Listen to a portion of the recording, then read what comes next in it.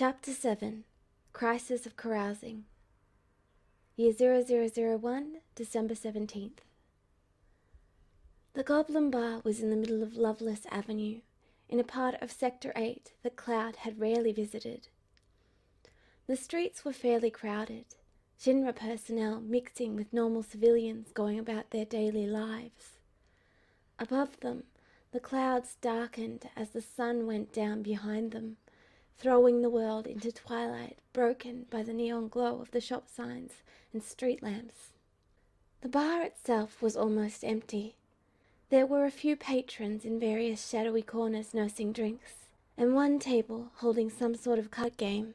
The low murmur of players reached Cloud's ears as he was all but forced into a seat by Edge. The third sprawled into the chair next to him gracelessly.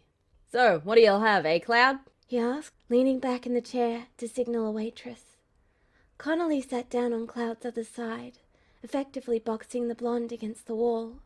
Cloud fought down a moment of claustrophobia, frowning in consternation at the situation he found himself in. "What's this? You buying first round?" Sparrow leaned forward on the table and leered at the third. "In your dreams, trooper," Edge sneered. The legs of his chair thumped down again as he rested his weight forward. "Aw, come on," Jack whined, nose buried in a drinks menu. "You guys must get paid 10 times what we do. I think I found the real reason we were invited along," Gibbs said sardonically, snagging the menu from Jack's hand. "Hey! Can't blame a guy for trying," Sparrow said unapologetically. The waitress appeared at his side, notepad and a smile at the ready. "Ah, good. Let's start off with something nice and easy, Edge? I still need to show you that your fancy Mako crap won't do you much good against a real drinker. I'll remember that when you're heaving your sissy guts in the nearest toilet." "I'd like a dumb apple cider," Connolly said, voice raised. "Chocobo Warbler here," Jack said, raising a finger and winking up at her. "I'll have a Junon brand whiskey, please," Gibbs said, folding the menu and tossing it onto the table carelessly. Edge and Sparrow were still bent over a second menu, arguing heatedly over the list of drinks, so the waitress turned to smile on Cloud. "What'll you have then, sugar?" she asked, country accent thick in her voice. Cloud stared back blankly for a long moment, then sighed in resignation. There was no getting out of it, not with the others' expectant gaze on him. He didn't have the heart to tell them why Tifa would often use him to test out new cocktails, to make sure of their flavor before she inflicted them on the customers. "Materia martini," he said finally. "Summons, magic, command, support, or independent." The waitress's eyes never left him as she scribbled on her notepad. "Support." Across from Cloud, Jack whistled, and Cloud raised a questioning eyebrow at him. "Dunno," the trooper said with an unrepentant smile. "I'm surprised it was that easy. I thought you were gonna be forced kicking and screaming." "I have a friend who runs a bar." "What's this? You telling me that aside from your ridiculous skills with a sword, unexpected prowess on a chocobo, you also think you can handle your drinks?" Edge growled next to him. "He wants a summons, and make it 3. The waitress jumped when Edge slammed his hand on the table. His challenging glare was directed across the table at Sparrow. "We're going to have to drag them all back to the barracks, aren't we?" Connolly said, sotto voce, to Gibbs. The third just sighed, resting his head against his fist as he leaned on the table. "So," Connolly continued, in an obvious attempt to get everyone's mind away from the obvious drinking competition that was brewing on the horizon. "what are the soldier apartments like, Cloud?" Just like that, everyone's attention was on Cloud and Connolly. Gibbs nodded at the blonde. "I see you've got a soldier sword now, too. They promoting you or something?" "We're neighbors now?" Edge asked as he eyed Cloud critically. "Well, so long as you aren't the type to play loud music, I don't care. You remember Leo Gibbs?" Gibbs snorted loudly. "Idiot got reprimanded by the director and relegated to escort missions and overseeing supplies for the foreseeable future. He seemed to think that just because he made it into soldier, he was free to do as he wanted. Pissed off all the thirds is all he did." "I heard about that," Sparrow said. "He wasn't allowed on the Medial mission either, was he?" "Nah," Edge replied, amused. It's a shame. If he had been, he might have gotten some sense pecked into him with the rest of our sorry asses. Jack glanced over as the waitress came back, hips swaying, and a tray of drinks balanced precariously. Here we are, boys. 1 dumb apple cider, a mug placed before Connolly, Chocobo warbler, a tall glass containing a vivid yellow drink before Jack, Junon Branch whiskey, a bottle before Gibbs, and 3 summons. The last 3 glasses, narrow-necked and a wide bowl that contained a bright red liquid and a single cherry, stemmed still attached, were placed before Edge, Sparrow, and Cloud. If you need anything else. Jack watched her sashay away with a big grin, then turned back to the others. So, Cloud, what's the story on you moving up in the world? Cloud sipped at his drink, sighing at the strong aftertaste the summons always left behind. He preferred the smoother taste of the support, but obviously Edge and Sparrow were determined to get him to join their masculine posturing. I'm not being promoted. It's more of a special case. Hey, don't wimp out on us, Cloud, Sparrow complained, his empty glass already sitting beside him accusingly. Drink down that so we can move on. Bottle of icicle freezer burning, 3 shot glasses, he roared over his shoulder. Cloud saw their waitress waving in acknowledgement before disappearing behind the bar again. If it ain't a promotion, what is it? Edge demanded, thumping his own empty glass in front of him and eyeing Cloud's drink. Cloud took the hint and tossed the rest of his drink down, humming at the alcoholic burn in the back of his throat. I'm staying with Zack for now. They don't know what happened with the Marco yet, he said softly, trying to keep his voice from the rest of the patrons. It was probably a futile effort, with the way Edge and Sparrow were already carrying on. The waitress stopped briefly by the table to drop off the frosted white bottle and shot glasses next to Edge's elbow. But you're okay, right? Jack asked worriedly. He leaned over as if he could tell just by looking at Cloud. Even Edge paused from where he was pouring out the 3 shots and waited for Cloud's response. Why they were so interested in Cloud's health, when it should have been obvious, he didn't know.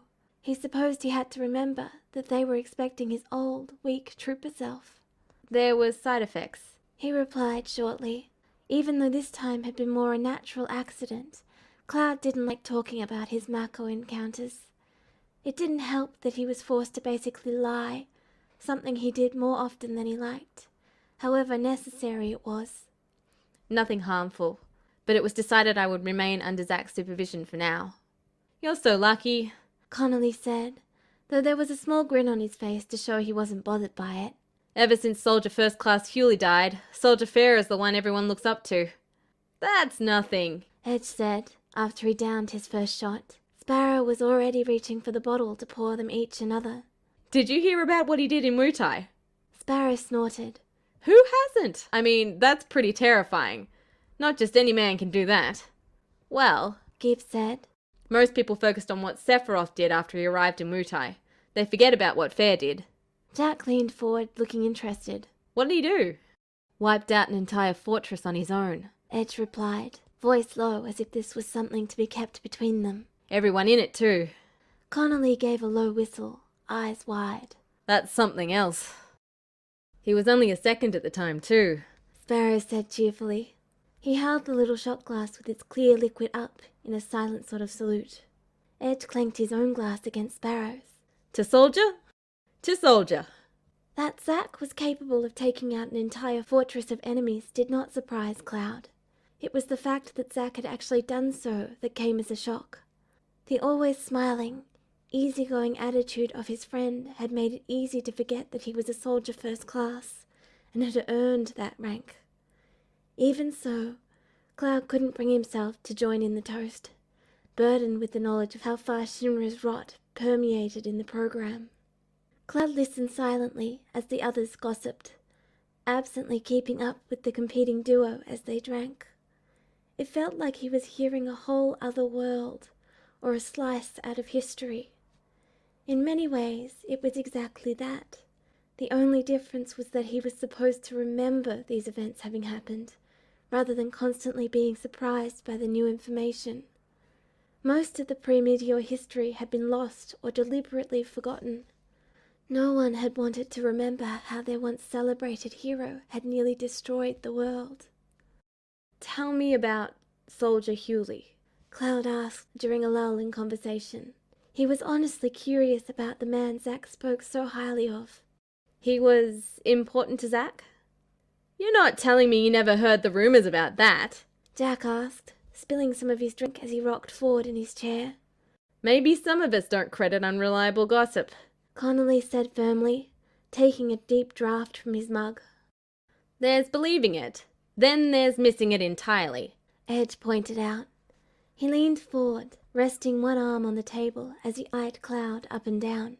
Got your head in the clouds or something, Cloud? The table erupted into roars of laughter as Cloud rubbed his forehead at the tired joke. He had a feeling if they were already acting this out of control, it would only get worse as the night progressed. Hewley was Fair's mentor, his teacher. Gibbs's voice, low and gruff, cut into the quiet in the wake of the laughter. Taught him most of what he knows, I guess. And Fair, well, he never stopped believing in Hewley, did he? Sparrow shook his head and toyed absently with his empty shot glass. Soldier Hewley went missing during the mission that took Fort Tamblin. Just disappeared.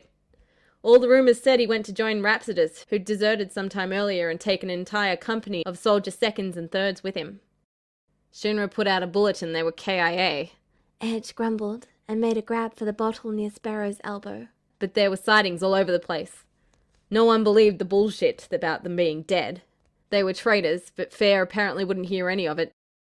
Stood by Hewley the entire time, preaching that he'd never turn his back on Soldier and his friends.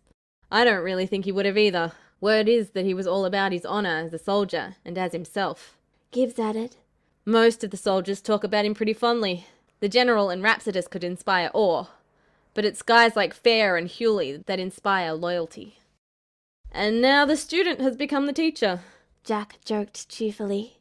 He tipped a cheeky grin in Cloud's direction.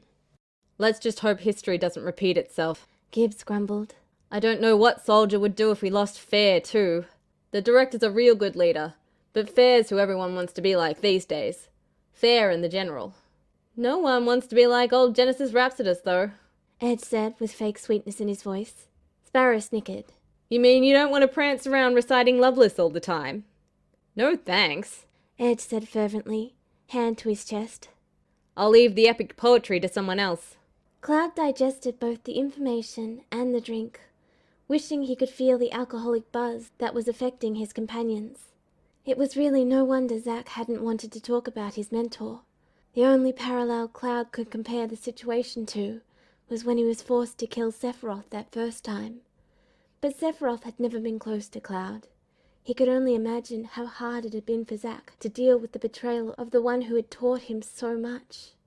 In many ways, Zack was still so much stronger than Cloud could ever hope to be. He was unsure if he'd be able to bring his sword against Zack, or Tifa, or any of his friends, if they were to take the same path as Sephiroth. He downed another shot, trying to push back the feelings of guilt that welled up at the thought of his failures.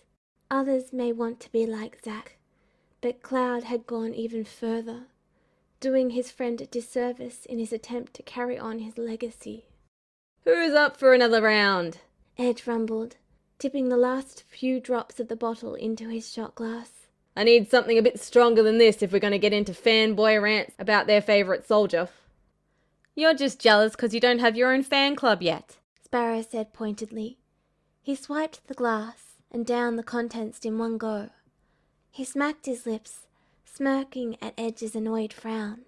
Come on, soldier boy. I thought you were going to show me what you got. I'm surprised Fair doesn't have a fan club yet. Edge grumbled, then held up a hand. Hey, 3 Junon bombs over here. It's only a matter of time, Sparrow said. I'm willing to start taking bets. 50 gil on June. Jack said immediately. I'll put 30 on September, Connolly said. The others chipped in with their own bets, while Sparrow wrote them down, having pulled a small notebook from a pocket. Wonder how long it'll take Blondie here to get a fan club. Sparrow drawled, his teeth bright against his dark skin as he grinned at Cloud. With you girls around, he already has one. Edge shot back as a rather violently red, yellow and orange drink topped off with actual flames was set in front of him. The flaming Junon bomb tasted sweeter than Cloud had expected, which was countered by the violent alcoholic burn. It was much stronger than the shots he'd had, though with all the Mako in his blood, he might have well have been drinking water. Mako wasn't able to completely cancel out the effects of alcohol normally, but Cloud had touched the life stream itself. Tifa herself had lamented the numbing effect, though she didn't have the complete insensitivity to it that Cloud had. As Nibelheim kids, they'd already had a high tolerance. The people there all but brought up on the good brew, and no kid could resist the lure of the adult drink. Even so, Edge and Sparrow kept ordering more and more colourful drinks, and Cloud was impressed with how well the trooper was keeping up with the third. Soon enough, even Connolly's face was flushed, and Edge and Sparrow were only staying in their seats through what had to be pure stubbornness. Let's see, what haven't they had yet? Jack asked, squinting blearily at the menu in front of him. Sparrow swayed back and forth in his seat, a rather cross-eyed glare focused in Edge's direction. I think they've had enough, Gibbs said, reaching out and plucking the menu from the trooper's hand. And so have you. I am going to take great pleasure in knowing how much you all are going to be suffering tomorrow morning. Hey! Jack whined, trying to recover the stolen menu. Sorry about all this, Cloud, Connolly said, looking from the army of empty glasses on the table to Cloud. I should have stopped them before it got out of hand. Are you okay? Cloud raised an eyebrow sardonically and said, I could have refused. You're okay for a girly-looking kid, Edge roared, pounding Cloud's back in drunken abandon.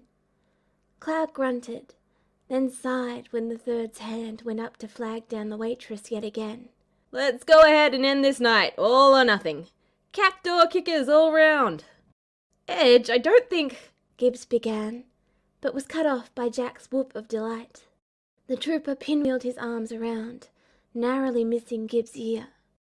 I don't really drink the hard stuff, Connolly protested, as Gibbs was distracted with keeping Jack in his seat. Don't be such a wimp. Don't you want to get into Soldier? Sparrow challenged, grin taking on a sharper edge. He'd stopped swaying and was looking much more alert than he had a moment ago. Cloud wondered how much of it had been an act, or if the sobriety was the act itself. He let his gaze wander around the bar, leaning back as the group argued loudly over the last drink, their patient waitress looking much more tired than she had at the beginning of the night. The bar had filled up as the evening crowd started trickling in, though Cloud noticed that some of the groups that had been in before them were still at their tables. The card game had grown to include a dozen new players, and the two men were still hunched over their drinks at the next table over. Now that he'd leaned back and Edge's bulk was out of his line of sight, Cloud had a good view of the two drinkers. All it took was a glance, and Cloud let out a heartfelt, yet quiet groan of dismay. The colour was less visible in the bar's poor lighting, but the combination of the red head and the bald man across from him, both dressed in dark suits, could only mean that Renault and Rude were partaking in their favourite off and on-duty activity. At the table, the waitress had just finished putting 6 small glasses down, each filled with a clear liquid and garnished with a leaf of mint. Cloud paid it no mind, just grabbed the glass and knocked all of its contents to the back of his throat, deeply wishing the alcohol could affect him so he could forget, for a moment, about the Turks. He set the glass on the table before becoming aware of all eyes on him. Even their waitress was looking at him, eyebrows at her hairline, as she looked from the empty glass to his face. What? Cloud asked, thrown at the sudden interest. Dude, you just... Cloud, you are the coolest! Jack crowed, half throwing himself across the table to grab one of Cloud's hands in both of his. You just downed a kicker. A kicker! In one gulp! And you're upright! The drunken trooper laughed breathlessly. Watch it, fool, Sparrow said, having rescued his own drink from Jack's sprawl. Cloud just stared in consternation at his trapped hand, unsure if he should try prying Jack's grip off before he started kissing it. Damn, Cloud. Are you sure you're okay? Connolly asked at his side. Why do you keep asking that? Cloud asked, frowning as Jack released his hand and was hauled back into his seat by a disgruntled Gibbs. That sobered me up something good, Edge said, laughing as he picked up his own drink. The third took a small sip of his glass, slamming it down after a moment as his face contorted in reaction to the strong drink. Damn, you must have a stomach lining of steel, Cloud, and no taste buds at all, he cried, pounding one hand against his chest as his face flushed bright red. That's a real man's drink. Budge over, a new voice said brightly, cutting in over the general murmur of the bar. Connolly looked up and nearly fell out of his seat in surprise. Soldier fair. The sound of Zach's name had Cloud looking up in surprise to see his friend edging around Connolly, followed by another man in a second-class uniform who bore 2 chairs snatched from another table. Zach's hair was more wild than usual, and even through the scent of alcohol and cigarette smoke in the atmosphere, Cloud could smell the ozone taint of thunder magic. Grabbing the chair offered by the second, Zach spun it around and straddled it. Just Zach is fine. Nice to see you all again, he said breezily, then turned to Cloud with a put-upon frown. I see how it is. I'm off saving people from horrible feathery doom, and you go out to party without even leaving me an invitation. Across the table, Jack laughed, even as they shifted round so the second could join them. Don't be too hard on him, sir. Zach. We might have kidnapped him. Just a little. Edge grunted. Zach reached over and snagged the drink that Connolly had left abandoned, considered it for a moment, then knocked it back.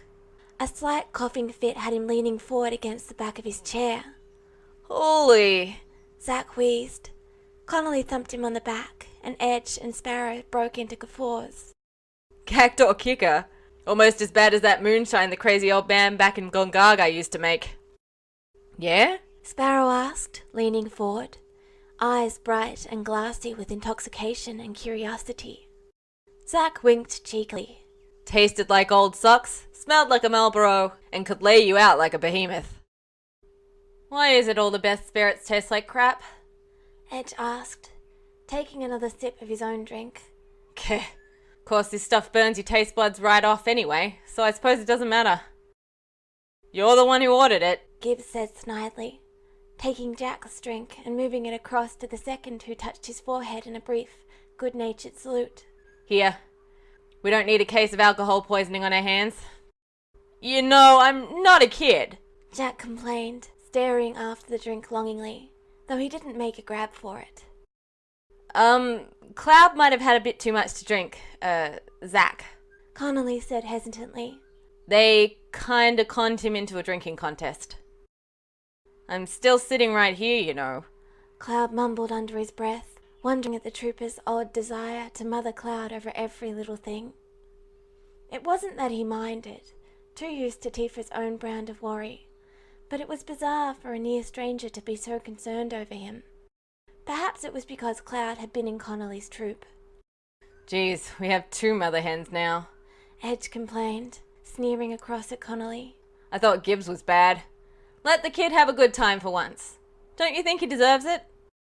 He looks fine to me, Zach said, giving Cloud a critical look. Either he can hold his alcohol real well, is good at not showing it, or he's been tricking the lot of you this entire time. He's not even swaying, the second pointed out. And they were already going at it pretty well when I got here. Zach grinned and reached out to rest a hand on top of Cloud's head before he lifted it to signal for a drink. I'll have a bottle of Midgar brew. While he waited, he turned back to Cloud. That reminds me. Cloud, this is my buddy Luxier. Luxier, this is Cloud. He's sort of an honorary soldier. Luxier extended his hand across the table to shake Cloud's, while Gibbs chuckled. Honorary soldier, huh? I just hope the desperate ones don't get wind of this and start tossing themselves in vats of Mako. I doubt they'd survive. Edge scoffed. Cloud just got so much bad luck it came out good. Zack accepted his drink from the waitress with a grin and a wink that made her flush, though he didn't appear to notice. He had already turned back to Cloud. Jack leaned back to watch her walk away and sighed. You think she'd give me her number if I asked? The trooper asked wistfully. With Zack here? She's probably forgotten you exist, Sparrow said. His words tumbled together a little more than usual. Jack sent Zack a soulful look. You've already got a girl too. It's just not fair. Sure it is, Zack said glibly, taking a swig of his drink. Zack, your sense of humor is terrible. Luxier groaned. That reminds me. Zack carried on, ignoring the disbelieving looks he was getting for that one. I see you're no longer playing babysitter, Cloud. How did Sephiroth take the news? All attention was instantly riveted on Cloud, and he sighed inwardly at Zack's lack of tact. Connolly had leaned forward so suddenly he knocked the table, spilling a few of the remaining drinks as their owners cursed and tried to save them. Wait. You got to talk to the General? Like, one-on-one? Connolly demanded, giving Cloud a look of such admiration that he shifted in his seat in embarrassment. So fucking awesome, Jack muttered in the background. It was only to drop off theory, not whatever you're thinking. Cloud protested, holding his hands up harmlessly. He couldn't help but remember his last glimpse of the silver-haired man, and the gentle yet awkward way he held the chick. It had been so incongruous with Cloud's version of Sephiroth that it was nearly impossible for him to accept that it had really happened. Cloud ducked his chin behind his scarf to hide his frown of confusion. No, wait. No fucking way! Sparrow yelped, sitting back in his seat so suddenly the chair leg scraped loudly against the floor. What crawled up your ass? Edge snapped, eyeing the boggling trooper. Cloud! And the General! Look at him! Sparrow spluttered, pointing the shaking finger at Cloud, who couldn't help but feel completely lost at the sudden turn of the conversation. Him and the General, what? You are drunk and an idiot, Gibbs stated calmly, reaching around Jack to whack Sparrow none too gently upside the head. The trooper yelped, but his shoulders were still shaking with his own private mirth. Cloud looked in confusion between the two, sending Zack a desperate, puzzled look and hoping his friend had a better idea of what was going on than he did. Zack blinked over the top of his bottle at Sparrow, then sent a sidelong look at Cloud. He stared for a second, then choked, nearly spitting his drink over the table. Cloud could only watch as Zack wheezed in an obvious attempt to cough up a lung, choke, and laugh all at once. When Zack looked back up at Cloud, who only felt more bewildered, Zack's laughter redoubled. Cloud! Zack choked. And... He coughed again and took a deep breath. After a few more choked, nearly silent laughs, he managed to compose his face into a look of solemnity. It made Cloud inexplicably wary. Zack looked gravely at him, eyes soulful, and asked, You're cheating on me? For a moment, all Cloud could do was look at Zack in incomprehension, before he finally caught on to what Sparrow had implied. His face flushed in complete mortification, before he paled just as quickly, leaving him light-headed and ashamed. The impossibility of that maddened gaze and taut smile was overlaid by the more recent image of Sephiroth protecting the chick from Heidegger's petty attack. And again that awkward moment that Cloud had wished he could unsee, just so it would stop haunting his memories. Cloud couldn't separate the madman of his past with this enigma of his present. Sparrow lost it first, collapsing forward against the table in a fit of laughter, while the rest of them seemed torn between laughing and just hauling the clearly drunk trooper off. Sir, Edge said sharply. You're hardly one to talk. Zack sniffed. That's a completely different matter. Aerith thinks he's cute too. Jack snorted. I thought it was a secret from your girlfriend. Oh, I introduced them today. Zack said happily. He was glad that Zack had drawn the centre of attention to himself, giving Cloud a moment to recover from the shock of a sparrow's not-so-innocent joke. It shouldn't have hit him so hard, but romance was another of the things that always seemed to go completely wrong in Cloud's life. Tifa's sad brown eyes seemed to follow him here, and it hurt that he couldn't give her what she wanted. Cloud swallowed down the lump at the memory of his childhood friend.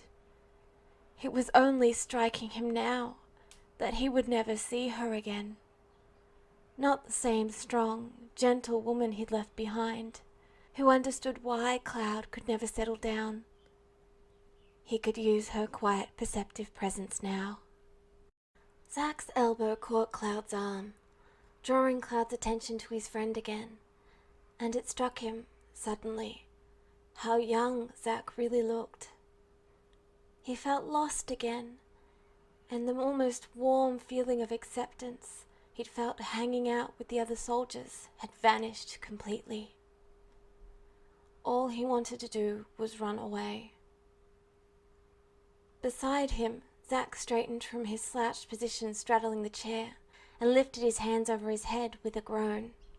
Well, you gossiping girls have fun. I think Cloud and I will go find something to eat, then go home. Man, we totally forgot to get lunch today, Zack said sorrowfully. Standing up, he fished out a random amount of gill and tossed it down on the table to help pay for the drinks. Will you be up tomorrow, Zack? Luxia asked.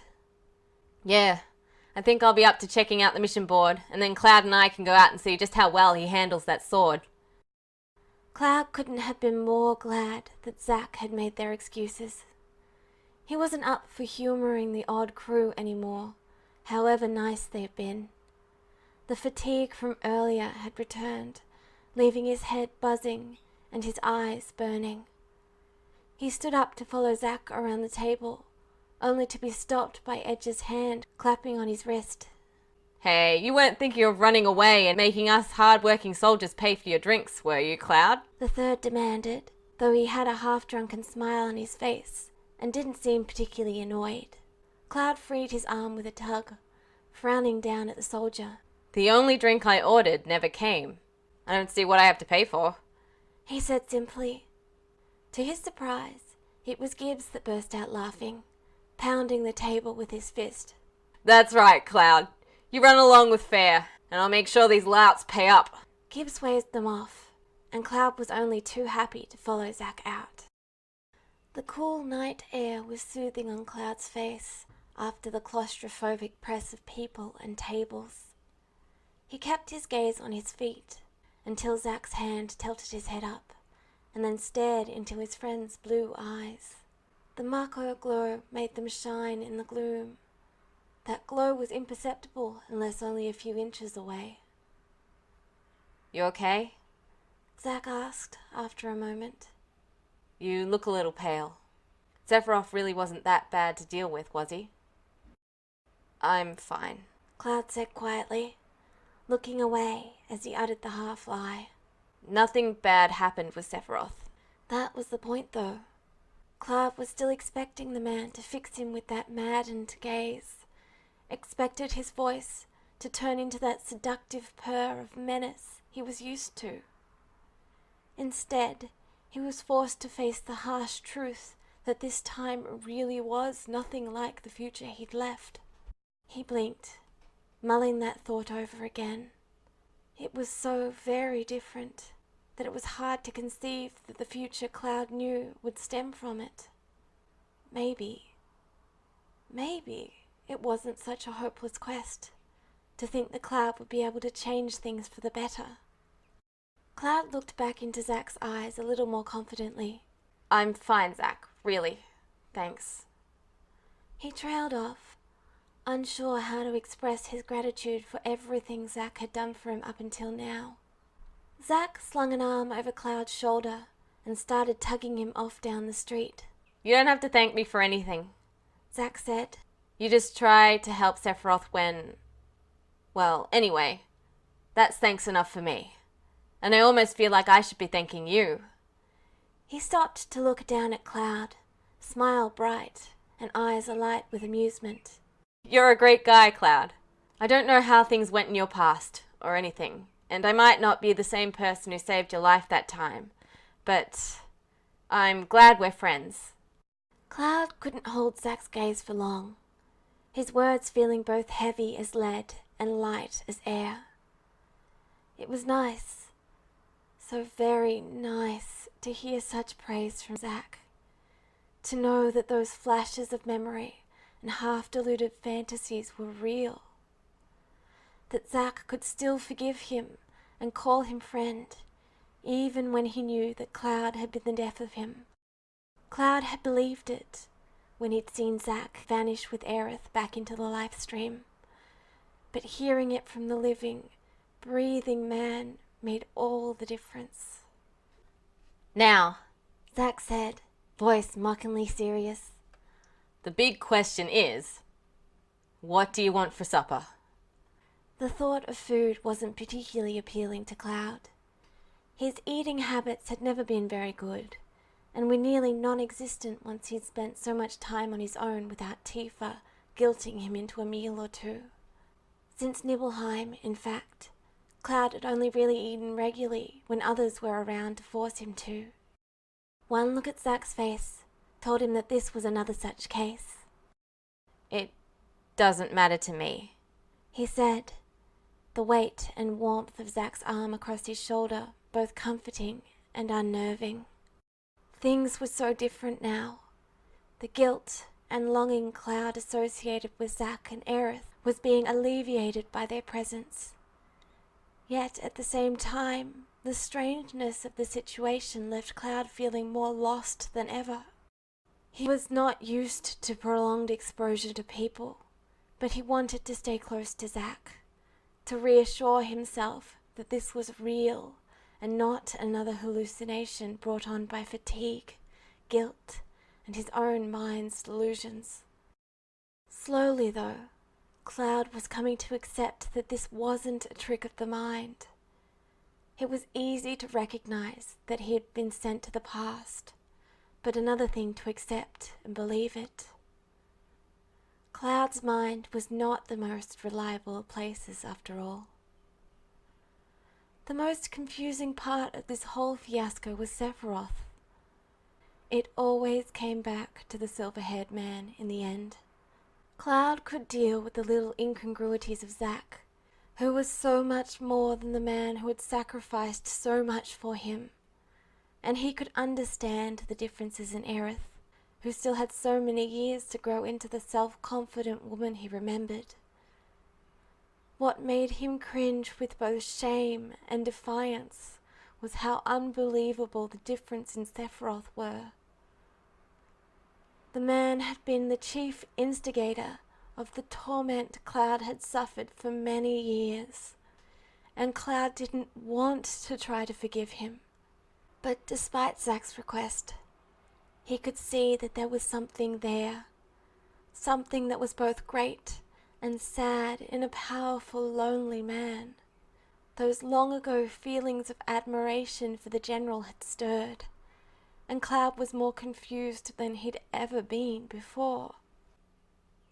All right then, Zack said, pumping a fist in the air as if they were off to conquer the world rather than just getting something to eat.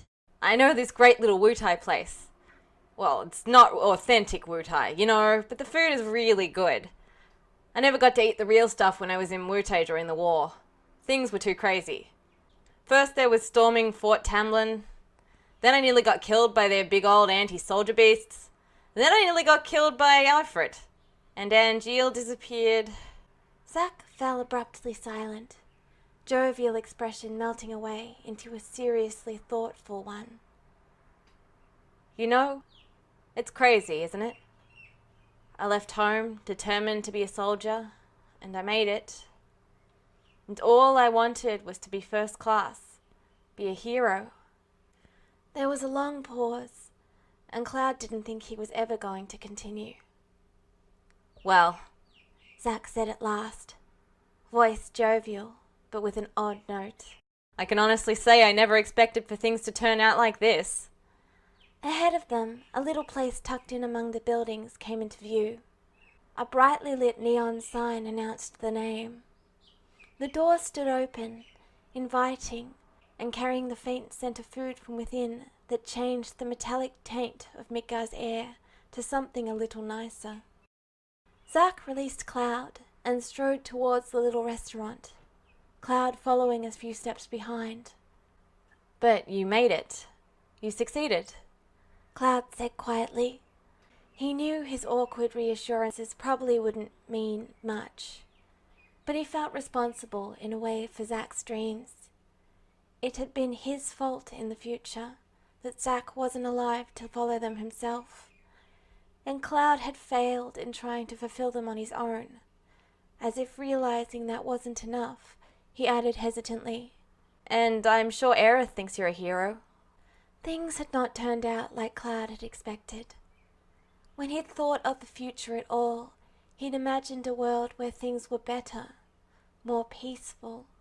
The reality of the years after Meteor had been that forgiveness was hard to find, and geostigma ate away at people's hope. Then, at the moment of redemption, where the future seemed less dark and once again held possibilities, Cloud found himself at the start of it all instead.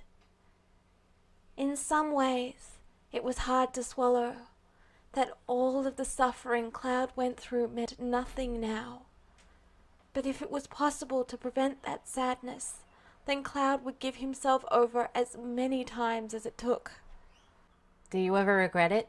The question was out of Cloud's mouth before he could censor it, but he barely noticed, caught up in his own memories. The chance to do things right was a heavy burden.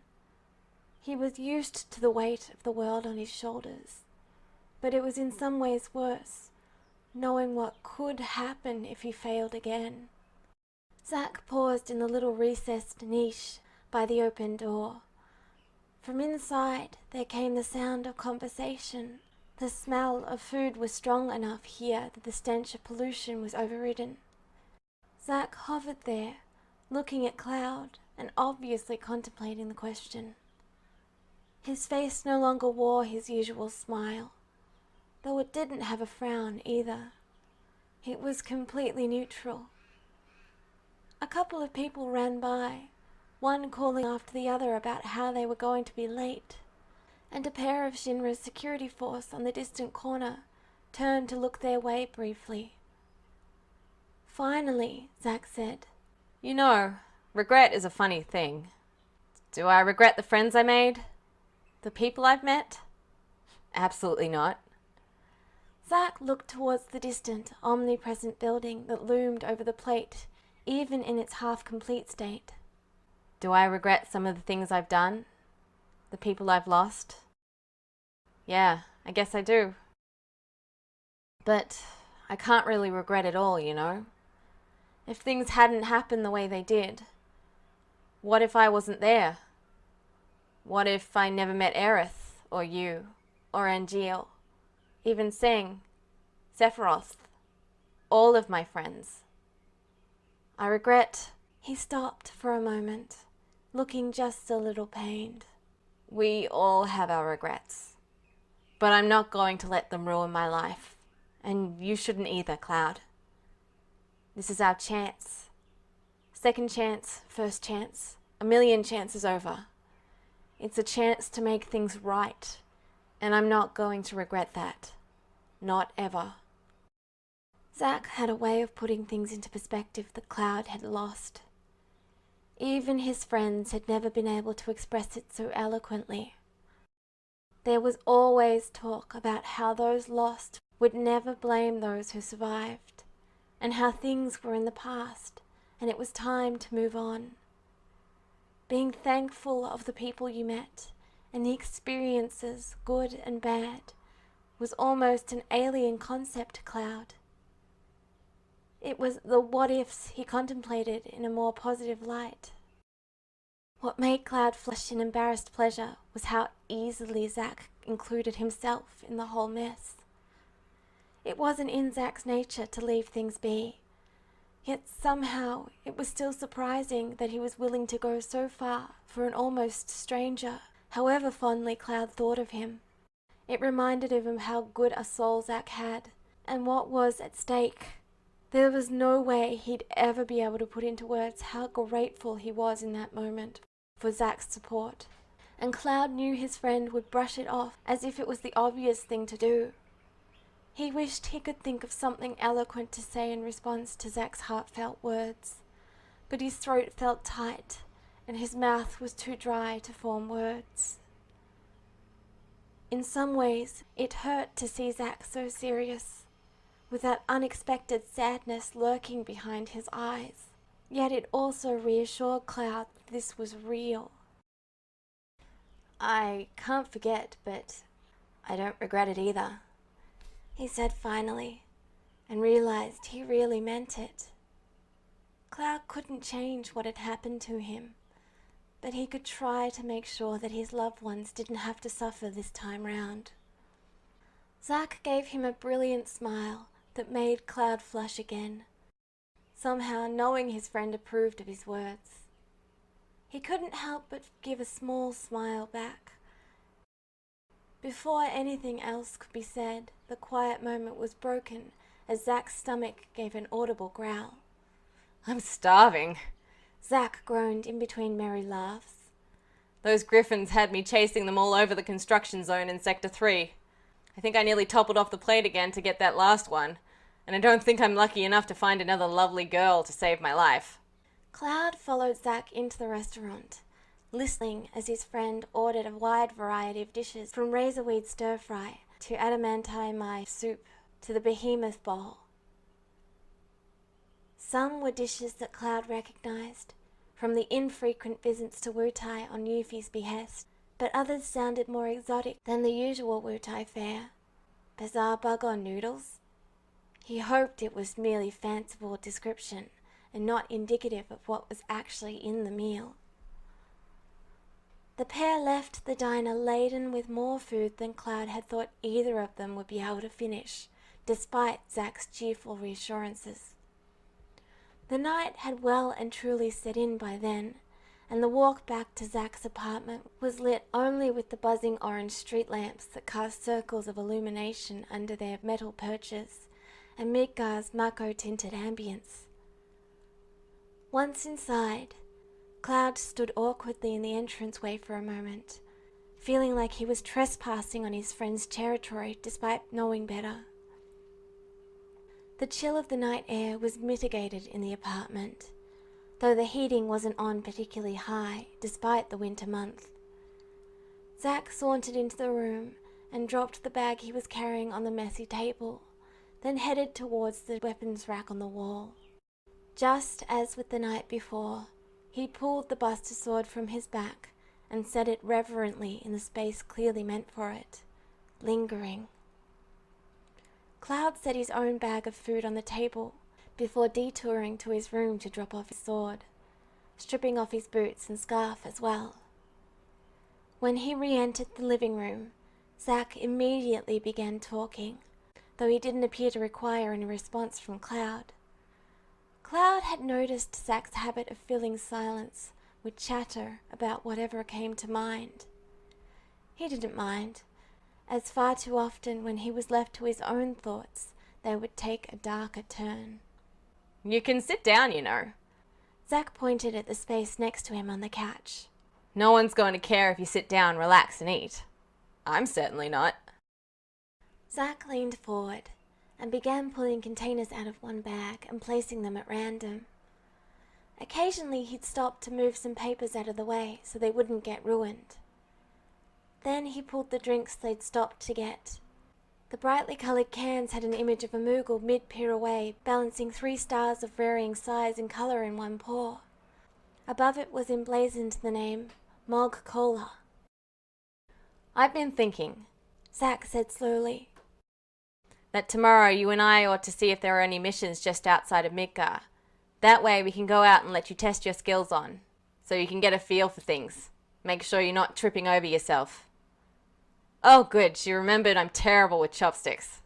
The last bit was clearly not directed at Cloud, as Zack triumphantly brandished a couple of plastic forks along with a set of simple wooden chopsticks. Getting out of Midgar for a while sounded nice. The city was still foul with pollution in this past time, a circumstance Cloud had not missed. Edge had survived on the outskirts of the desolate soil of Midgar, but it would take hundreds of years for the place to recover from Shinra's raping of the Lifestream. He wondered what would happen this time, when Meteor did not destroy the industrial monolith headquarters. Would Shinra continue sucking the planet dry until Midgar was the center of even more desolation? Or would Avalanche succeed in its self-proclaimed mission to save the planet?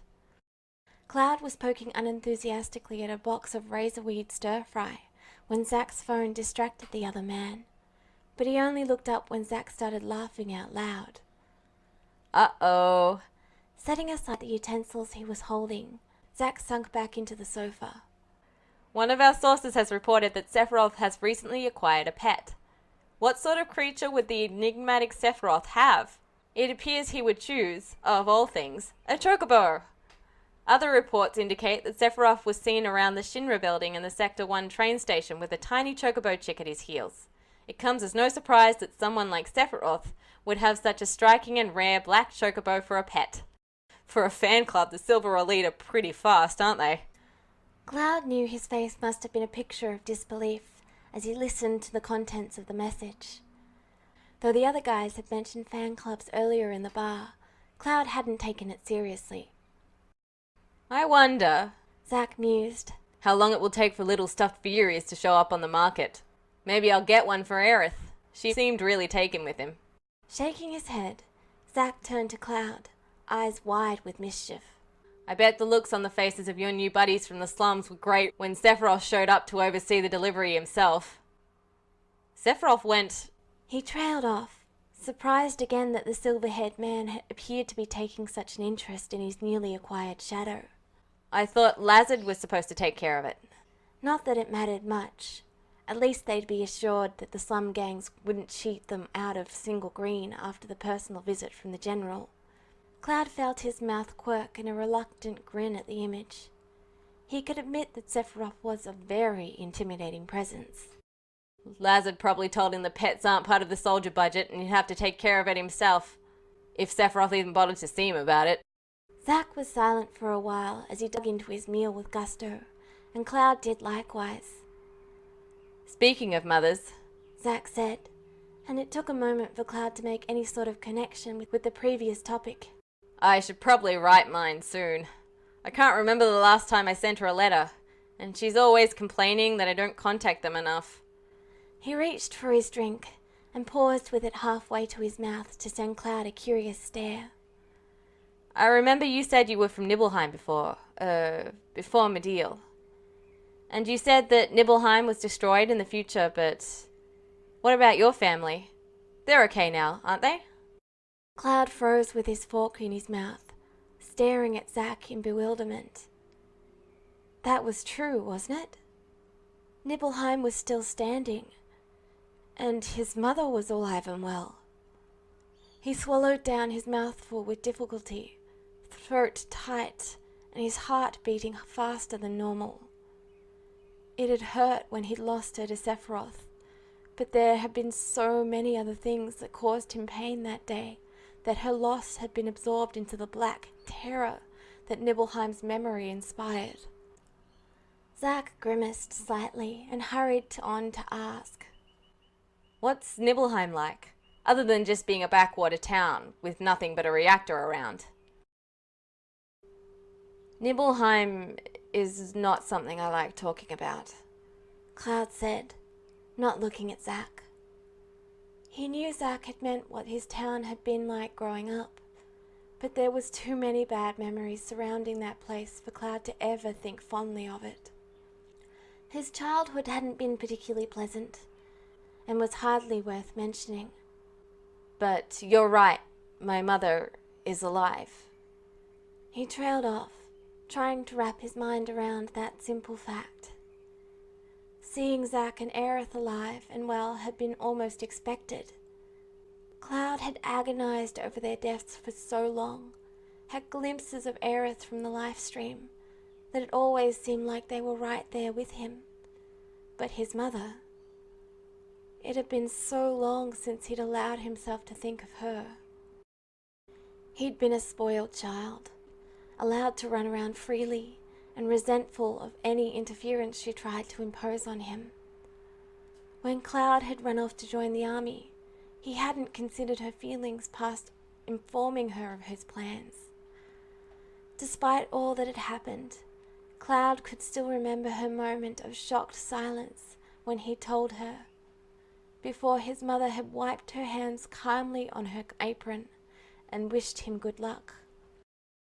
She was a comforting presence, but even alive, she'd almost been like a ghost to him. Visible, but not close. Cloud regretted that now. How much he must have hurt her, leaving her alone like he had, to pursue a selfish and ultimately tragic dream. But what could he say to her? He was not her child any longer, too changed with the trials he'd faced. Would she even recognize him?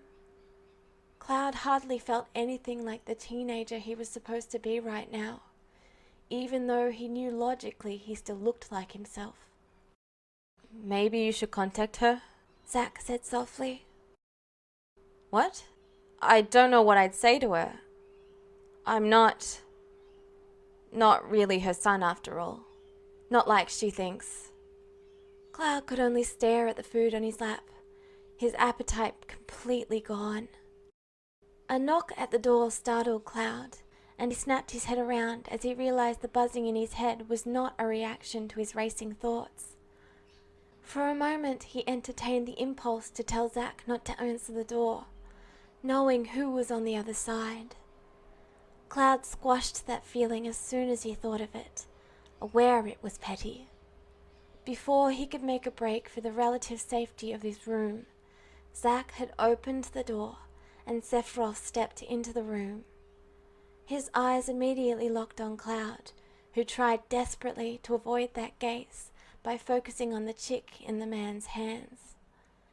Veery was a ball of misery, fluff droopy, and soulful eyes focused on Cloud much like his owner's were. Hey, Sephiroth, did you need something? Zack asked, sounding completely baffled. I admit that I'm not entirely sure what to do with him, Sephiroth said after a lengthy pause. I found relatively few books on the subject of chocobos, and almost none of them had information on caring for the young other than what Cloud imparted himself.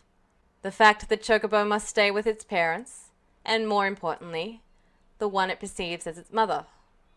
Cloud frowned slightly at Sephiroth's words, knowing there would be no getting away from him until Veery was taken care of. Have you fed him, sir? He asked quietly, setting his own food aside as he stood up. Every step forward felt like there was a lead weight tied to each leg, but Cloud managed to remain calm as he approached Sephiroth, holding out his hand for the chick. I put out food, but he didn't eat it. The moment his hands brushed Sephiroth's, Cloud realized he made a mistake. The cells inside Cloud reacted to the contact, making every hair stand on end as the familiar pull of the reunion teased at his mind. He felt like he was drowning, his senses suddenly completely overtaken by the sheer presence of the man in front of him. Cloud jerked back, one hand clenching his head as he clenched his teeth against a cry. The metallic taste of blood filled his mouth when he bit his cheek. Veery had let out a terrified warble, falling from the pair's hands and diving under the nearest piece of furniture. His down poofed out. He sat there trembling under the chair in a huddle. Cloud's heart was pounding in his ears so loudly that he was unable to hear Zack's worried voice. He stood, half frozen with terror and adrenaline, as the rush of the connection tingled against his skin.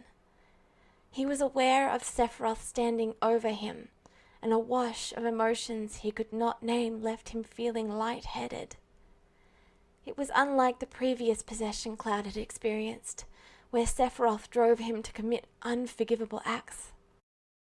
You... what? Sephiroth's voice caused Cloud to snap his head back up, caught again in the cat-like green eyes as the silver-haired man failed to articulate his thoughts. He tried to pull himself together. Sephiroth wasn't about to attack him, except that there was a frightening possibility he was. Cloud hadn't thought of the possible ramifications his presence as a failed clone would have on Sephiroth. What if it drove him over the edge, the same way Genova's honeyed lies had? Cloud? Sephiroth? Are you two all right? Zack's agitated voice filtered in as if through water. Sephiroth broke eye contact first, stepping away to be intercepted by Zack. Sephiroth. I apologize for my intrusion. I should get back to... Oh, no, you don't. Zack snapped. You both look like you just saw a ghost. And I don't need someone coming up with a story that I'm trying to assassinate Shinra's star soldier if you collapse in the middle of the courtyard. Both of you need to sit down. Cloud gasped in a short, quick breath and shivered at the sudden loss of the overpowering sensation. It was always so hard to fight Sephiroth's control. The man seemed to know how to slip through Cloud's defenses, rip his weaknesses apart, and throw him into despair. Despite the fact that nothing of the sort had happened in the minor contact, Cloud was more terrified than ever in this new, old world. Would this Sephiroth too try to destroy everything he held dear? In the moments of distraction as Zack tried to settle them both, Cloud brought himself back under control, unwilling to give away anything more while in Sephiroth's presence. He racked his brain for an explanation that would satisfy, anything to keep Sephiroth's curiosity from focusing on Cloud's oddities. The irony that contact with Sephiroth nearly eradicated Genova's mental buzz wasn't lost on Cloud though, as the annoying feeling had all but vanished. That, at least, was reassuring. Cloud had been worried that Genova, supposedly still halfway across the world in Nibelheim, had that much influence here. Somewhere behind him, he heard Zack instructing Sephiroth on how to feed Viri. Cloud? You okay, buddy? Cloud nearly startled at the sound of Zack's voice so close. He hadn't noticed Zack move towards him in his distraction. Keeping his face carefully blank, Cloud said, I'm okay, Zack. It was probably a leftover reaction from the Mako. He didn't dare look over to the couch where Sephiroth sat. Viri's chirps of complaint settled down to contented coos as the man worked his way through the greens. All Cloud wanted to do was get as far away from Sephiroth as he could, but that would only lead to more questions. The better solution was to get Sephiroth what he needed to care for Viri and get him out as soon as possible. Viri needs... I'll write down some instructions.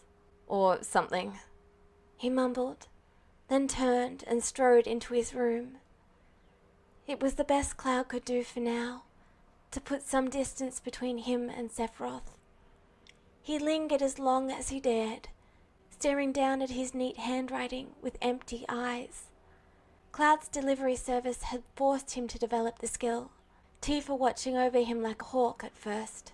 It reflects badly on your service if your presentation is poor, she told him. What happened? It had been so long since Cloud had felt such a strong pull towards Sephiroth. He'd thought he'd brought that under control, that defeating Sephiroth had weakened the man's hold over Cloud's mind. He shuddered again at the memory of that overwhelming feeling. The last time Cloud had let Sephiroth in too deeply, Aerith had... Swallowing a lump in his throat, Cloud ripped the pages out of the notebook he'd found in his desk drawer. He steeled himself and promised that next time he wouldn't be caught so unaware by the man. Cloud had let his guard down because of how sane Sephiroth seemed. He couldn't let that happen, no matter what Zack thought. Reluctantly, Cloud returned to the living room, where the two soldiers waited. They both looked up at Cloud's return, and Sephiroth stood immediately. Cloud held out the slip of paper, and Sephiroth took it almost gingerly, then inclined his head to Cloud. That cool gaze raked over him once more, both curious and distant. Thank you. Without another word, Sephiroth showed himself out as quickly as he'd come. The following silence was broken only by Zack's sigh.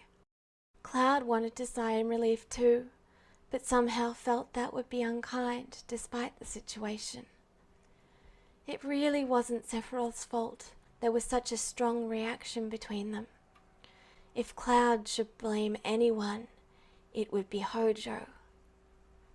It didn't stop Cloud from looking down at his hand, from rubbing his fingers together in memory of the sensation. He'd been braced for a repeat, but Sephiroth had been as careful as Cloud. Nothing had come of it, not even a return of Jenova's thrum against his mind. The emptiness was almost as jarring as the initial contact. Well, said Zack.